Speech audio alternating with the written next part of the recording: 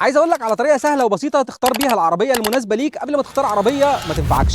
زي مثلا انت بتركب عربيه لوحدك فمش فارق معاك المساحات قوي، ولا معاك عيله 3 4 افراد فمحتاج عربيه يكون فيها 5 كراسي زي دي، او عربيه ثانيه تكون مناسبه للعائلات الاكبر يكون فيها 7 كراسي، او زي ان انت فارق معاك استهلاك البنزين فتجيب عربيه هايبريد، او عايز حاجه تقليديه من اللي انت متعود عليها فتجيب عربيه بنزين، او تسيبك من الاثنين خالص وتجيب عربيه كهرباء، او انك تفكر اصلا من البدايه انت عايز عربيه كروس اوفر ولا عربيه سيدان. الفكره بقى انك محتاج مكان تشوف فيه كل العربيات دي عشان تعرف تقارن ما بينهم صح وتقعد فيهم وتشوف انهي فيهم اريح لك. انا النهارده فتحت صالات العرض الجديده بتاعه شركه اوتوموبيلك في الشيخ زايد، وهم عندهم كل انواع العربيات اللي انت بتدور عليها سواء بنزين او ريف او كهرباء او هايبريد، والاهم كمان انهم عندهم فروع كتير جدا في القاهره واكتوبر وزايد وطنطا وبورسعيد واماكن تانية كتير. فلو انت بتفكر تشتري اي عربيه من موديلات سو ايست هم موزعين رسميين ليها، او لو بتفكر تشتري عربيات من شيري هم برضو موزعين رسميين ليها، او اي نوع تاني من انواع العربيات، كلهم هتلاقيهم موجودين في اوتوموبيلك. والاهم ان هم عندهم تسهيلات وعروض جامده جدا بمناسبه افتتاح الفرع الجديد، ويجيبوا لك الموافقه في اقل من ساعتين. فممكن تتصل بالرقم المختصر بتاعهم عشان تشوف اقرب فرع ليك فين وتيجي تبص على العربيه اللي انت عايزها. والاهم تستغل العروض بتاعه الافتتاح الجديد ده